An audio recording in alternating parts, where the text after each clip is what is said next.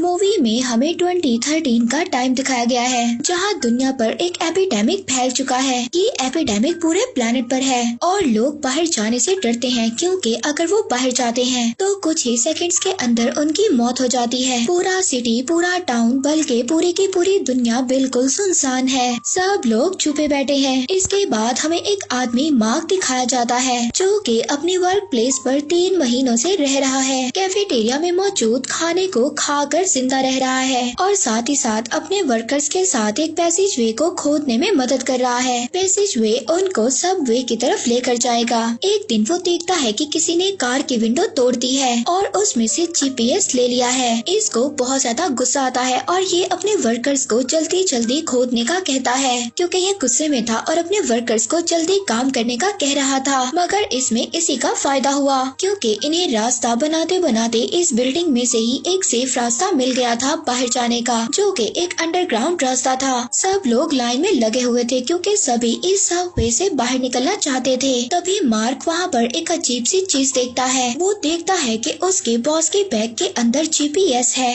अब मार्क अपने बॉस का पीछा करता है और उससे इस चीज के बारे में पूछता है। उसका बॉस कहता है कि ठीक है, मैं तुम्हें इस चीज के बारे में बताऊंगा, मगर तभी अगर तुम ये बात किसी और को नहीं बताओगे। अब मार्क के बात याद करने लगता है कि कब वो अपने बॉस से मिला था। अब उसको याद आता है कि जब उसने अपने बॉस के साथ काम को स्टार्ट किया था तो उसका बॉस हर किसी को बहुत ही ज्यादा गुस्से से ट्रीट किया करता था। अगर किसी भी एम्प्लॉय ने कोई गलत काम किया हो या फिर बहुत देर से काम किया हो तो किसी भी एम्प्लॉय को जॉब से निकालना इसके लिए ज्यादा मुश्किल काम नहीं था। उनसे पूछे बिना ही ये एम्प्लॉयज को जॉब से निकाल देता था। एक दिन ये मार्क को भी अपने ऑफिस में बुलाता है और कहता है कि तुम प्रोजेक्ट्स पर इतना ज्यादा लेट क्यों हो। वो इस बात को ध्यान में नहीं रखता कि प्रोजेक्ट कितना ज्यादा मुश्किल है, मगर फिर भी इसको अल्टीमेटम दे देता है। इसको अल्टीमेटम देता है कि तुमने इतने टाइम में इस काम को खत्म करना है, वरना तुम्हें जॉब से फायर कर दिया जाएगा। अब मार्क अपने काम को करने के लिए सारी रात बैठा रहता है, जबकि इसने अपने फ्रेंड्स के साथ डिनर का भी प्लान बनाया हुआ था। पर तभी जो लड़की इसको लाइक करती है, इसका नाम जूलिया है, वो इसको कॉल करती है और कहती है कि हम शॉप को क्लोज कर रहे हैं, इसीलिए जल्दी आओ क्योंकि हमें डिनर करना है। अब मार्क उससे प्रॉमिस करता है कि मैं डिनर के वक्त जरूर आ जाऊंगा और इसके बाद अपना काम स्टार्ट कर देता है। मगर तभी इसकी स्क्रीन पर एरर शो होता है और स्क्रीन ब्लू हो जाती है, इसलिए अब ये अपना काम छोड़कर अपने घर चला जाता है। अब मार्क डिनर से भी लेट हो चुका था अपने काम की वजह से। अब जब ये अपने घर पहुंचता है तो देखता है इसके नेबर ने इसका दरवाजा खोल रखा था और तो और वो फ्रेंड जो इसके साथ रहती है इसको लाइक भी करती है। उसने भी खाना खा लिया था। उसने डिनर के लिए मार्क का वेट नहीं किया। अब रात को जब ये टीवी देखता है तो टीवी पर इसको एक न्यूज दिखाई देती है। इस न्यूज में एक कैनेडियन टीनेजर के बारे में बात की जा रही थी, जिसने के 6 मंथ्स अपने घर में गुजारे। वो बाहर निकलने से डरता था। अब अगले दिन काम पर भी सभी लोग उस टीनेजर के बारे में बात कर रहे थे और वही क्लिप देख रहे थे। पर तभी इनका एक कोवर्कर परेशान हो जाता है और इस जगह को छोड़कर बाहर चला जाता है। अब तभी एक कोवर्कर बताता है जो कोवर्कर अभी बाहर गया है, उसने काफी दिनों से ना तो अपने कपड़े चेंज किए और ना ही वो नहाया है। इसके बाद हमें प्रेजेंट का सीन दिखाया जाता है, जहाँ पर मार्क अपने बॉस को बता रहा है कि इसको जीपीएस कितना ज्यादा जरूरी है। एक्चुअली में ये उसी लड़की को ढूंढ रहा है जिसको ये लाइक करता था, जिसका नेम जूलिया था। वो बॉस को बताता है कि उसको ढूंढने का सिर्फ एक ही रास्ता है और वो है सबवे से जीपीएस का यूज। और फोन तो काम ही नहीं कर रहे, वो कोई भी सिग्नल नहीं दे रहे। अब ये अपने बॉस को एक डील ऑफर करता है और कहता है कि अगर तुम मुझे उस लड़की के पास लेकर जाओ तो मैं तुम्हें दूसरे कोवर्कर के इलाके की लाकर सप्लाई दूंगा। अब पहले तो इसका बॉस इस डील के लिए मना कर देता है, मगर बाद में वो अपना माइंड चेंज कर लेता है जैसे ही मार्क उसको डराता है और कहता है कि तुमने जीपीएस को चोरी किया है और ये बात मैं सबको बता दूंगा। इसके बाद ये दोनों आदमी सबवे टनल की तरफ चले जाते हैं। जीपीएस भी बिल्कुल ठीक काम कर रहा होता है, लोकेशन भी बता रहा होता है, मगर ये लोग उसको कम यूज करते हैं ताकि उसकी बैटरी जाया ना हो। इसके बाद ये लोग सबवे टनल के मैप को देखते हैं और उसी हिसाब से चलते हैं। यहाँ पर और भी ज्यादा लोग थे और इन सबको गन शूट की आवाज आती है और यहाँ से सभी भागने लगते हैं। अब ये एक जगह पर पहुँचते हैं जहाँ पर तो बहुत ज्यादा सर्वाइवर्स थे, मगर तभी एक टीनेजर बहुत से जीपीएस का बैग लेकर भाग जाता है।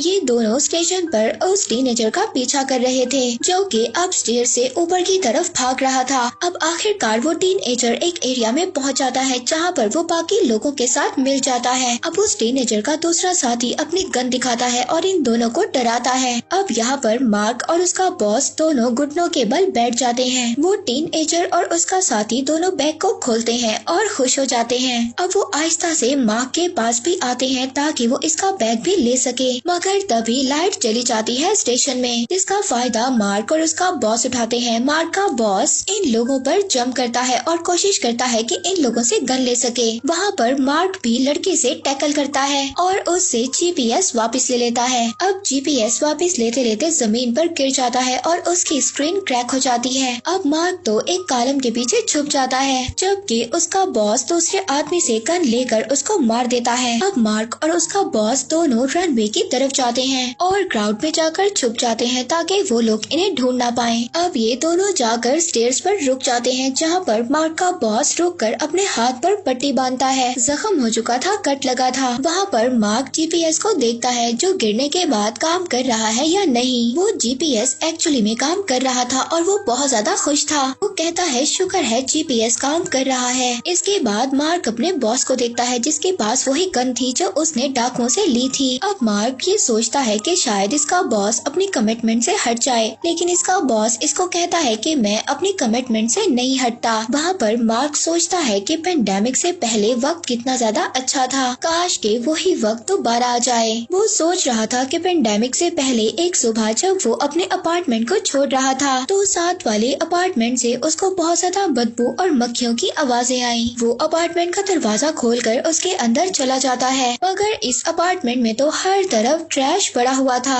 जिसकी वजह से बहुत ज्यादा स्मेल आ रही थी, जिसकी वजह से इसको खांसी भी होने लगती है। तभी इसका नेबर इसको देख लेता है जिसके अपार्टमेंट में ये गया था। वो इस पर अटैक करता है, उसके हाथ में नाइफ होती है। वो हैरान था कि आखिरकार ये उसके अपार्टमेंट में क्यों आया है। पहले तो उसने कभी भी इंटरेस्ट नहीं लिया और तो और इसका नेम भी नहीं जानता। अब मार्क उससे पूछता है कि तुम कितने अरसे से यहाँ पर रह रहे हो और इतने टाइम से तुम अपार्टमेंट से बाहर क्यों नहीं आए। तो वो आदमी कहता है कि मैं 1 महीने से अपार्टमेंट में रह रहा हूँ। वो कहता है कि मुझे बाहर जाने से डर लगता है जिसकी वजह से मैं अपार्टमेंट के अंदर ही रहता हूँ। इसके बाद मार्क अपने दोबारा से काम पर जाता है जहाँ पर इसका कोवर्कर रोवीरा जो काफी दिन से नहीं नहाया था उसको फायर कर दिया गया और उसको सिक्योरिटी गार्ड बाहर लेकर जा रहे थे क्योंकि वो ऑफिस में ही सो गया था और 1 महीने से तो वो घर भी नहीं गया था और यहीं पर ही सो जाता था। अब जब सिक्योरिटी गार्ड रोवीरा को बाहर लेकर जा रहे थे तो मार्क भी उसको फॉलो करता है, जबकि वो कोवर्कर बाहर नहीं जाना चाहता। वो अपना पूरा जोर लगाता है ताकि गार्ड्स उसको बाहर लेकर ना जाएं, मगर गार्ड्स उसको बाहर लेकर जाते हैं और जैसे ही वो बाहर जाता है तो वो मरने की सिचुएशन में आ जाता है। अब मार्क कहता है कि इसको वापस लेकर जाओ तो गार्ड्स फौरन से उसको वापस अंदर ऑफिस में ले जाते हैं, मगर अब बहुत ज्यादा देर हो चुकी थी और वर्कर रोवीरा मर चुका था। वहाँ पर मार्क रोवीरा के लॉकर में देखता है जहाँ पर बहुत सारी सप्लाईज पड़ी थी सरवाइव करने के लिए, जैसे कि एक फ्लैश लाइट, एक गैस का कैनिस्टर और कैन फूड। अब शाम को ये उसी लड़की जूलिया को बताता है कि उसके ऑफिस में क्या हुआ और वो ये सोच रहा था कि कुछ ना कुछ गलत जरूर होने वाला है, मगर जूलिया इसको तसल्ली देती है कि कुछ भी नहीं होता। इसके बाद मार्क दोबारा से प्रेजेंट में दिखाया जाता है। अब जब वो उठता है तो देखता है उसका बॉस आगे पीछे नहीं है। मार्क ये सोचता है कि शायद इसका बॉस इसको छोड़कर चला गया है, मगर वो कहीं भी नहीं गया था। वो आकर इसको एक प्लास्टिक बैग दिखाता है और कहता है कि ये प्लास्टिक बैग जीपीएस को खराब होने से बचाएगा। इसके बाद ये दोनों सबवे टनल की तरफ चले जाते हैं जहाँ पर मार्क अपने बॉस से पूछता है कि आपको जीपीएस की क्यों जरूरत थी और आप कहाँ पर जाना चाहते हैं, मगर इसका बॉस इसको जवाब देने से इनकार कर देता है। वो इसको कुछ भी नहीं बताना चाहता था। मार्क ये बात भी नोटिस करता है कि उसके बॉस के पास हर वो चीज जो खाता है, जैसे कि एप्पल, हर फ्रूट का सीड अपने पास रखता है। इसके बाद ये लोग जंप कर सेवरेज एरिया में जाते हैं। नीचे पानी था और ये जख्मी नहीं होते। यहाँ पर ये GPS का यूज करते हैं अपना रास्ता देखने के लिए और आगे से आगे चलते जाते हैं। आखिरकार ये उस एरिया तक पहुँच जाते हैं जहाँ पर मार्क का अपार्टमेंट है। अब ये ऊपर जाने का प्लान करते हैं। अब ये एक गैस का कंटेनर लटकाते हैं और उसको शूट करेंगे। जैसे ही वो फटेगा इस तरह से ये लोग ऊपर की तरफ जा सकते हैं। अब गैस का कंटेनर तो लटका दिया गया था। अब सबसे पहले बॉस शूट करता है मगर उसका निशाना चूक जाता है। अब माँ कहता है कि वो ट्राई करेगा। अब वो ट्राई करता है तो उसका भी पहला निशाना चूक जाता है और तो और शोर की वजह से उसके कान भी जख्मी हो गए थे। मगर ये दोनों हिम्मत नहीं हारते। ये दोबारा से अपना निशाना लगाते हैं और आखिरकार एक्सप्लोजन हो ही जाता है। बॉस मार्क की हेल्प करता है ऊपर चढ़ने में। वो पुल के जरिए आखिरकार बिल्डिंग तक पहुंच जाते हैं। बिल्डिंग भी स्टेशन की तरह बहुत सारे रेफ्यूजीज से भरी पड़ी थी। अब ये जो इसका ओल्ड नेबर ये उसकी बात सोच रहा था जिसके ये अपार्टमेंट गया और वो गुस्से हुआ कि वो इसके अपार्टमेंट में क्यों आया है और वो अभी भी अपने अपार्टमेंट में ही मौजूद था। अब तक वो अपने अपार्टमेंट से बाहर नहीं निकला था। अब मार्क अपने घर पहुंच जाता है जिसका लॉक टूटा हुआ है, यानी कि कोई अंदर जा चुका है। हम देखते हैं इसके घर के दरवाजे पर एक स्पाइल है जिसे के लोग देख रहे हैं। ये वहाँ पर चिल्लाना शुरू कर देता है ताकि दरवाजे से अपने घर के अंदर जा सके। इसके घर में मौजूद एक आदमी फॉरेन लैंग्वेज बोल रहा था जिसको ये नहीं समझ पा रहा था। अब वो आदमी जब दरवाजे से अपना हाथ बाहर करता है तो मार्क इसका एडवांटेज लेकर उस आदमी के हाथों को काट देता है जिससे कि उसको दर्द होता है और आखिरकार ये अंदर जाने में कामयाब हो जाता है। वो आदमी इनको नाइफ से डराता है मगर तभी मार्क का बॉस भी अपनी गन निकाल कर उस आदमी को डराता है। पर तभी हम देखते हैं वो आदमी जो मार्क के घर रह रहा है उसकी वाइफ और बच्चे भी सामने आ जाते हैं। इस आदमी की छोटी बेटी मार्क की लैंग्वेज को समझ सकती थी। अब ये मार्क को बताती है कि इनके पास कोई भी जगह नहीं है जहाँ पर वो चले जाएं। इसलिए ये लोग इस अपार्टमेंट में ही रह रहे हैं काफी टाइम से और ये यहाँ पर इसलिए रह रहे थे कि ये अपार्टमेंट बिल्कुल खाली था। अब यहाँ पर मार्क इनको जूलिया की पिक्चर दिखाता है। वो कहता है कि इस लड़की के साथ मैं इस अपार्टमेंट में रहा करता था और आप लोग जब यहाँ पर आए होंगे तो आपने जरूर इस लड़की को देखा होगा। मगर वो लोग तो कसम उठाते हैं और कहते हैं कि हम लोग जब यहाँ पर आए थे तो कोई भी नहीं था। मार्क अब यहाँ पर इस जगह की तलाशी लेता है। मार्क का बॉस फ्रिज में देखता है जिसमें कोई भी खाना नहीं पड़ा था मगर वहाँ पर कुछ डेड डव्स थे जिन्हें के पकाने के लिए तैयार किया जा रहा था और साथ ही में इनको एक और पॉपकॉर्न पैक मिलता है जिससे कि वो कुछ सीड्स ले लेता है क्योंकि वो बहुत सारी चीजों के सीड्स को इकट्ठे कर रहा था। साथ ही में वो किचन से वहाँ पर नाइफ भी अपने पास रख लेता है। वहाँ पर मार्क जूलिया के रूम में जाता है जहाँ पर वो हुआ करती थी। वहाँ पर वो जूलिया के पपेट को भी देखता है और वहाँ पर वो एक ड्राइंग को भी पकड़ता है जो वहाँ पर बैठी छोटी लड़की ने बनाई थी जो कि एक पेपर की शीट पर थी।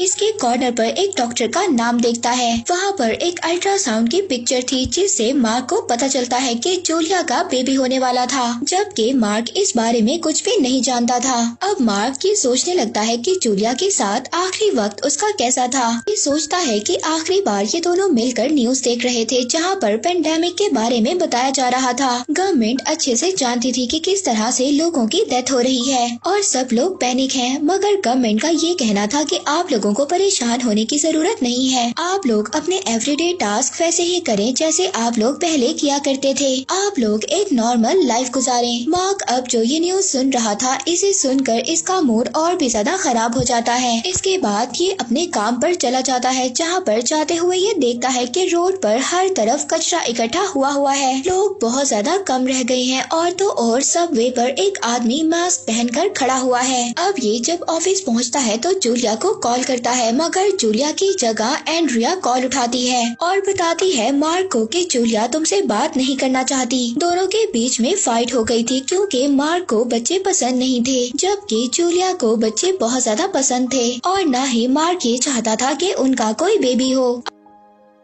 अब मार्क जो कि परेशान हो गया था क्योंकि जूलिया उससे बात नहीं करना चाहती थी। ये घर वापस जाना चाहता था, मगर तभी हम देखते हैं कि टेलीफोन्स और टेलीविजन सबके कनेक्शन खत्म हो जाते हैं। अब वहाँ पर मार्क जैसे ही अपने ऑफिस से बाहर कदम रखता है, उसे ये लग रहा था कि वो बीमार हो रहा है और बहुत जल्द मर जाएगा। तो ये फौरन से ऑफिस के अंदर जाता है और तब से अब तक ये ऑफिस में ही था। इसके बाद दोबारा से प्रेजेंट का सीन दिखाया जाता है जहाँ पर मार्क अपने अपार्टमेंट में था और अब एपिडेमिक फैल चुका है। अब यहाँ पर बारिश स्टार्ट हो जाती है। मार्क और उसका बॉस पानी इकट्ठा करने के लिए स्ट्रेचर्स का यूज करते हैं। बाकी लोग मौजूद भी स्टिक्स और बकेट्स का यूज कर रहे हैं ताकि वो लोग भी अपने लिए पानी जमा कर सकें। अब शाम को बॉस और मार्क अपने मिशन की तैयारी करते हैं। अब मार्क बॉटल्स में पानी भरता है ताकि उनका यूज किया जा सके और साथ ही वो अपने बैग में जूलिया का पपेट भी रख लेता है और अपने रास्ते पर निकल जाता है। अब ये दोबारा से सीवरेज एरिया की तरफ जाते हैं जहाँ पर से ये दोनों अब अपने अपने रास्ते अलग करेंगे।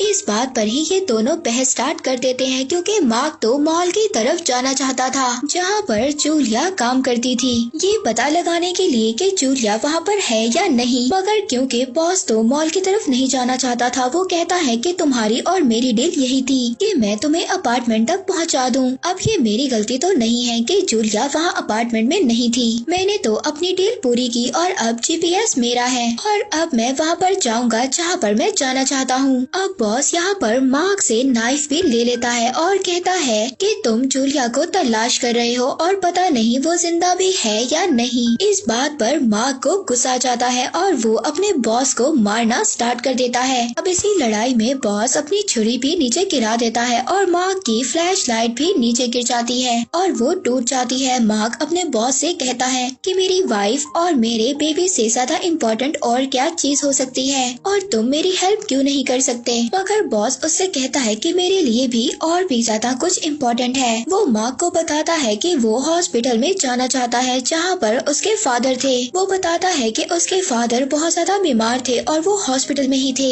और वो अब उनसे मिलना चाहता है। बॉस मार्क से कहता है कि अगर तुम भी मेरे साथ आना चाहते हो तो तुम आ सकते हो और एक दफा मैं अपने फादर से मिलना चाहता हूँ और इसके बाद तुम मुझसे ये जीपीएस भी ले सकते हो और इसके बाद ये जीपीएस तुम्हारा ही है और इसको जहाँ मर्जी इस्तेमाल करो। अब मार्क पहले तो हेसिटेट होता है और इसके बाद अपने बॉस की ये डील एक्सेप्ट कर लेता है। इनको कुछ स्टेयर्स नजर आती हैं और इनको ये फॉलो करते हैं। ये देखते हैं कि वहाँ पर कोई भी आदमी नहीं था। वहाँ पर इनको एक लाइटर मिलता है और साथ ही में ये दोनों लकड़ियाँ चलाकर वहाँ पर बैठ जाते हैं। अब इस लाइट की वजह से वहाँ पर कोई था जो अटेंटिव होता है और इनके पास आ रहा था। इनको शोर सुनाई देता है और ये देखते हैं कि क्या चीज है जो इनके पास आ रही है। ये लोग बहुत ज्यादा सरप्राइज हो जाते हैं जो चीज इनको मिलती है क्योंकि ये एक बियर था। बियर इनको देखकर इनका पीछा करता है। मार्क देखता है कि बियर इसके बॉस के ऊपर चढ़ गया था। मार्क बॉस की हेल्प करना चाहता था और अब ये एनिमल को बॉस के ऊपर से हटाता है। बॉस ने टॉर्च पकड़ा हुआ था। मार्क अपने बॉस से कहता है कि टॉर्च अपना नीचे गिराओ। वो कहता है कि मेरे पास एक प्लान है। अब बॉस ऐसा ही करता है, वो टॉर्च को नीचे गिराता है। अब वो जैसे ही टॉर्च नीचे गिराता है तो बियर को चांस मिलता है और वो बॉस के ऊपर जंप करता है। अब बियर जैसे ही बॉस के ऊपर चढ़ता है तो मार्क को ये चांस मिल जाता है कि वो बियर को अपने नेज़े से मार सके। अब बियर को मारने के बाद ये दोनों हंसने लगते हैं और बियर पर मौजूद एक टैग को पढ़ते हैं। इनको अब ये पता चलता है कि ये बियर एक जू से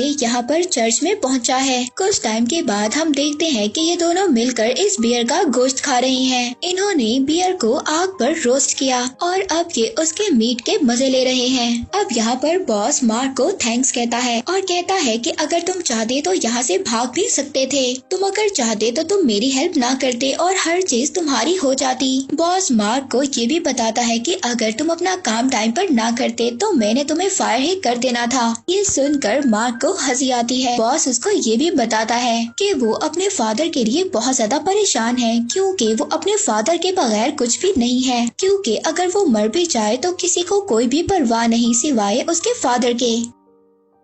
वो कहता है कि वो अपने फादर से मिलना चाहता है और उनसे ढेरों बातें करना चाहता है। अब मार्क अपने बॉस को बताता है कि मेरी भी लाइफ में बहुत ज्यादा मुश्किलात हैं। ऐसा नहीं है कि वो बच्चे नहीं चाहता था, बस वो डरता था कि वो उन बच्चों की रिस्पॉन्सिबिलिटी उठा पाएगा या नहीं। इसके बाद हम इन दोनों को दोबारा से सीवरेज एरिया में देखते हैं, जहाँ पर इनको एक फैमिली मिलती है जो कि अपोजिट डायरेक्शन में आ रही है। उनमें से एक इंसान तो जख्मी है, जिसे ये दोनों जब देखते हैं तो उनसे कहते हैं कि आप लोग इसको हॉस्पिटल क्यों नहीं लेकर जाते। तो वो इनको एक बैड न्यूज देते हैं। वो कहते हैं कि सब लोग ये कह रहे हैं कि हॉस्पिटल जल चुका है, कि वो हॉस्पिटल जहाँ पर बॉस के फादर थे वो जल चुका है। अब जैसे ही बॉस ये बात सुनता है तो वो डर जाता है। वो पास ही बिल्डिंग में दरवाजे से एंटर होता है और बिल्डिंग में ऊपर की तरफ चढ़ने लगता है और आखिरकार सबसे ऊपर वाले फ्लोर पर चढ़कर वो पूरे शहर का मुआयना करता है। वो ये देखना चाहता था कि क्या ये न्यूज सच है, जहाँ पर उसके फादर थे वो हॉस्पिटल जल चुका है। एक्चुअली में ये न्यूज सच्ची थी, हॉस्पिटल जल चुका था। अब इसको ये लग रहा था कि इसकी लाइफ में जीने की कोई भी वजह नहीं बची है। बॉस जल्दी से विंडो को तोड़ता है और खुद को मारने की कोशिश करता है कि ये यहाँ से छलांग लगा देगा, मगर मार्क उसको फौरन से पीछे करता है और कहता है कि मुझे तुम्हारी जरूरत है। मगर बॉस यहाँ पर बहुत ज्यादा परेशान था। वो मार्क से कहता है कि मैं तुम्हारे साथ नहीं जाऊंगा और मार्क को वो सीट्स देता है जो उसने जमा किए हुए थे और कहता है कि तुम जाओ, तुम अपनी वाइफ और बेबी को ढूंढो। तुम्हारे पास अभी जिंदा रहने का रीजन है, मेरे पास कोई रीजन नहीं है, मेरे पास कोई भी नहीं बचा है। इसके बाद मार्क दोबारा से सीवरेज एरिया में जाता है और आखिरकार चलते चलते वो मॉल तक पहुंच जाता है। पार्किंग एरिया से ये एंटर होता है, जहाँ पर ये जान नहीं पाता कि कुछ लोग इसका पीछा कर रहे हैं। ये उन लोगों को इग्नोर करता है और आगे से आगे चलता जाता है। ये फौरन से जूलिया की शॉप की तरफ जाता है, जहाँ पर वो काम किया करती थी। मगर वहाँ पर तो इसको उसकी फ्रेंड एंड्रिया की मदर की बॉडी मिलती है। ये वहाँ पर मौजूद सभी पेपर्स को देखता है कि शायद इसको कोई क्लू मिले।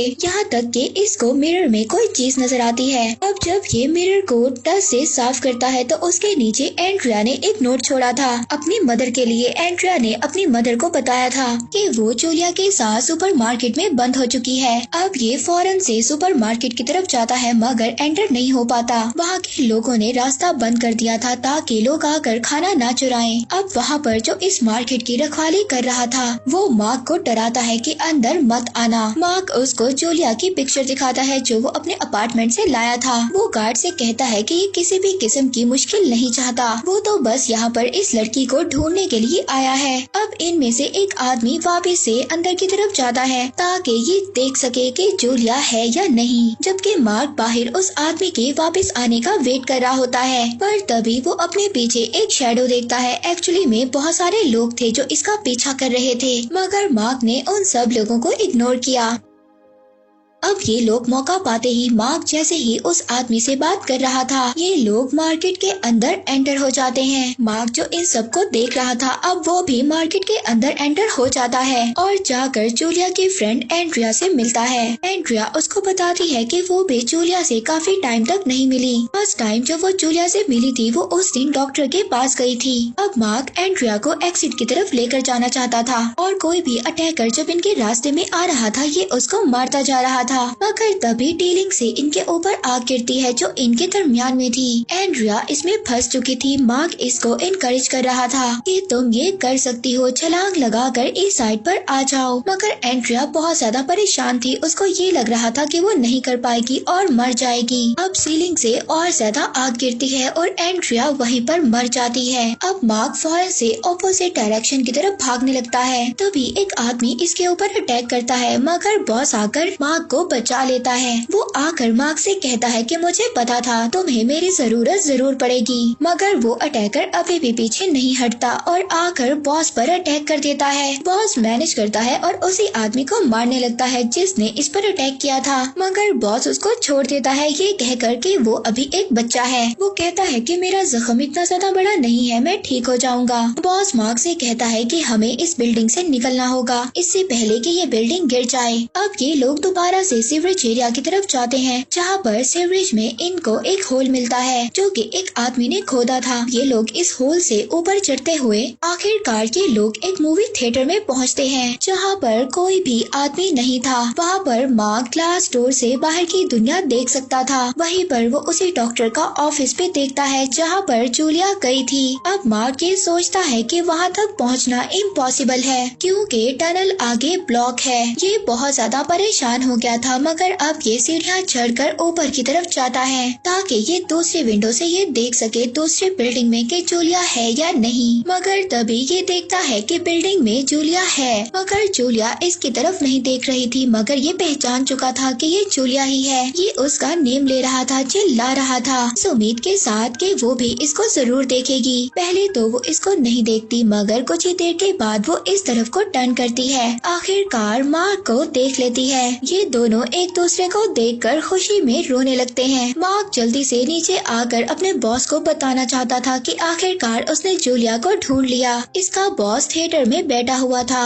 और उसका खून बहे जा रहा था। मार्क अपने बॉस के जख्म पर बैंडेज करना चाहता था, मगर उसका बॉस मार्क से कहता है कि तुम्हें इसकी जरूरत नहीं है क्योंकि मेरा आखिरी वक्त आ चुका है। बॉस के मरने से पहले के आखिरी अल्फाज मार्क के लिए थे। वो मार्क से ये रिक्वेस्ट कर रहा था कि इस स्ट्रीट को पार कर कर दूसरे बिल्डिंग में जाओ और अपनी फैमिली से मिलो। ये कहते ही बॉस अब मर जाता है। अब हम देखते हैं कि मार्क अपने बॉस की आखिरी विश को पूरा करना चाहता था। अब वो भी अपनी फैमिली के पास जाना चाहता था और वो अब बाहर की तरफ जब अपने कदम रखता है, मगर तभी ये फील करता है कि ये बीमार होने वाला है। इसको ब्लड आ रहा था और अब इसको चलने में भी मुश्किल हो रही थी। मगर जैसे जैसे ये जूलिया को देखता है इसकी हिम्मत बढ़ती है। ये आगे से आगे चलता जाता है, मगर तभी ये अपनी आंखें बंद करता है और जब ये अपनी आंखें खोलता है तो जूलिया के फेस को अपने सामने पाता है, यानी कि इसने स्ट्रीट को पार कर लिया था और अब ये जूलिया के पास था।